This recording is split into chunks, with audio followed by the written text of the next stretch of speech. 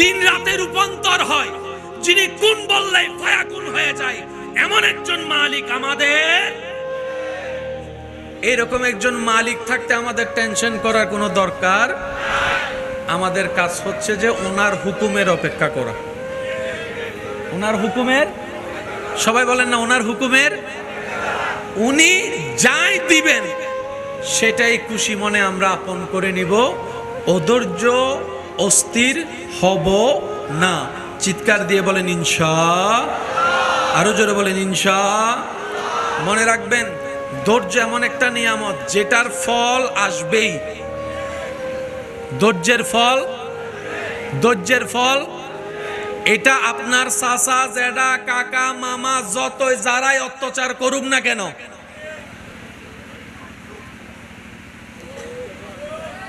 কথা বলেন না।